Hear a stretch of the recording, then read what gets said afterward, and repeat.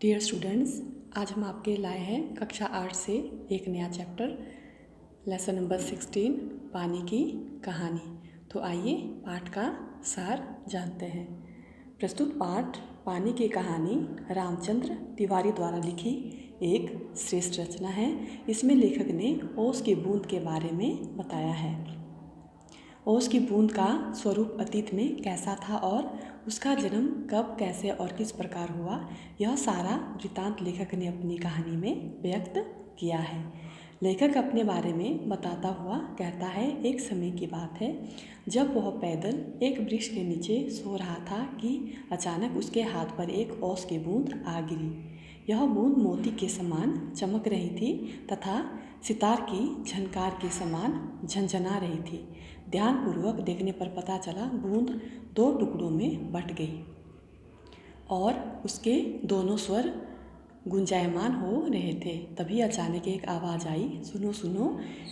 यह आवाज़ कई बार आई। तब लेखक ने पूछा कि कौन हो तुम? ओस की बूंद प्रसन्नतापूर्वक बोली, मैं हूँ ओस की बूंद, मैं बेर के पेड़ से आई हूँ। लेखक ने कहा, चल झूठी, बेर के पेड़ पर कहाँ पानी का फुहारा है जो टपक गई हो। लेखक को लगा कि उसके उत्तर से बूंद के हृदय को आघात पहुंचा है। अब बूंद अपने पकड़े जाने की कहानी सुनाते हुए कहती है, वह पेड़ जो तुम देख रहे हो वह ज़मीन के नीचे भी इतना ही बड़ा है। इसकी जड़ें एवं रोएं बड़ी ही निर्दयी है। मेरे जैसे असंख्य जल कणों को ये बलपूर्वक खींच लेते हैं। इसी कारण इनके लिए मेरे मन में क्रोध और घृणा जाग उठी है। मैं तो भूमि के खनिजों को अपने शरीर में मिलाकर स्वतंत्रतापूर्वक विचरण कर रही थी कि दुर्भाग्यवश एक रोए से मेरा शरीर टकरा गया और उसने मुझे अपनी ओर खींच लिया। लेखक की उत्सुकता बढ़ती जा रही थी। वह पूछने लगा, आगे क्या हुआ? बूंद ने कहा, वह लगभग 3 दिन तक सांसत भोगती रही। मैं पत्तों के नन्हे नन्हे रंध्रों से होकर जैसे तैसे जान बचाकर भागी। बाहर आकर ज्ञात हुआ कि रात होने वाली थी और सूर्य जो हमें उड़ने की शक्ति देते हैं जा चुके थे और वायुमंडल में इतने जलकण है कि मेरे लिए वहाँ स्थान नहीं है। रक्षा पाने के लिए तुम्हारे हाथ पर कूद पड़ी। लेखक ने कहा, जब तक तुम मेरे पास हो कोई पत्ता नहीं छू सकेगा।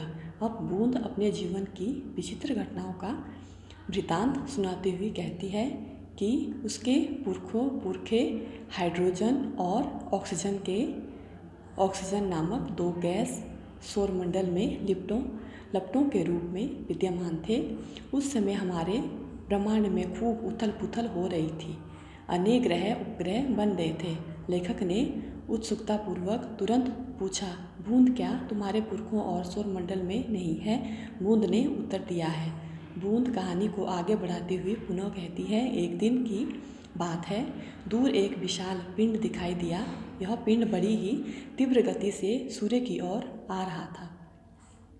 यह सूर्य से लाखों गुना बड़ा था। उस पिंड की महान आकर्षण शक्ति से अपना सूर्य कांप उठा। लेकिन संतोष की बात यह रही कि वह पिंड हजारों मील दूर से ही घूमकर अन्य किसी दिशा में चला गया। आकर्षण शक्ति के द्वारा सूर्य का एक टुकड़ा टूटकर गिर गया। सूर्य के इस टुकड़े के अन्य कई और टुकड़े हुए। उन्हीं टुकड़ों में से एक हमारी पृथ्वी है। बाद में फिर हमारा ग्रह ठंडा होता चला गया। मेरा जन्म हाइड्रोजन और ऑक्सीजन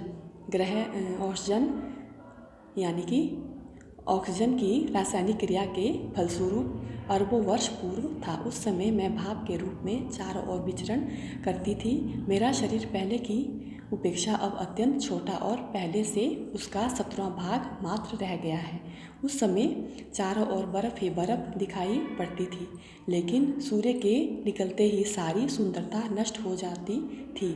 हमारे कई साथी आंधी के साथ उड़कर आकाश में आनंदपूर्वक उछल कूद करने लगे।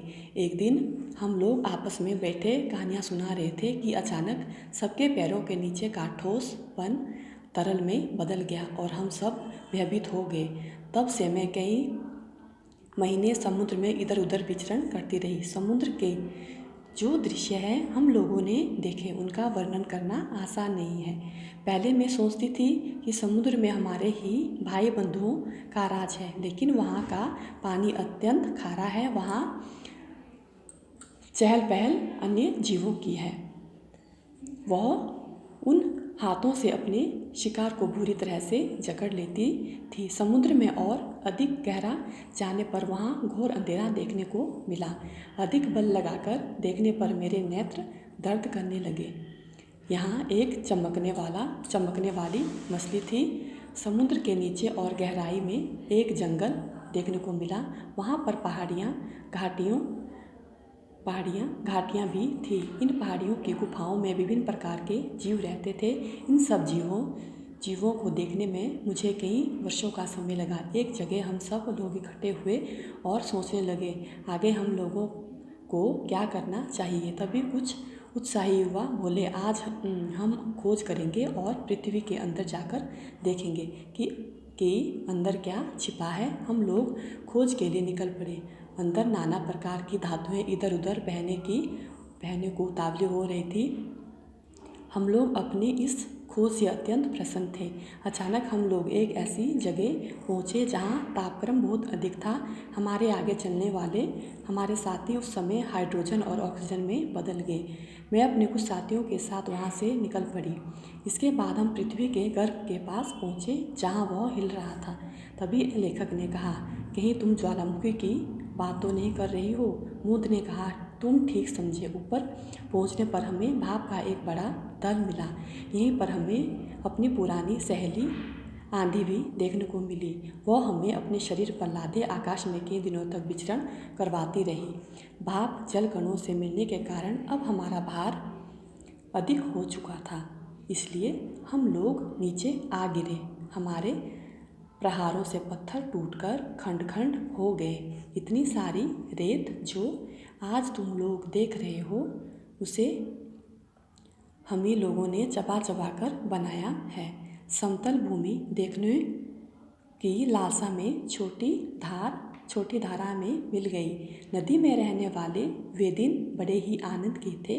हम लोग कभी भूमि काटते तो कभी पेड़ों को खोखला करते आगे बढ़ते जाते। एक दिन में एक मोटे नाले द्वारा खींच ली गई। कई दिन में नल में घूमती रही। भाग्य मेरे साथ था और एक दिन में तब घूमते घूमते एक बेर के पास पहुंची।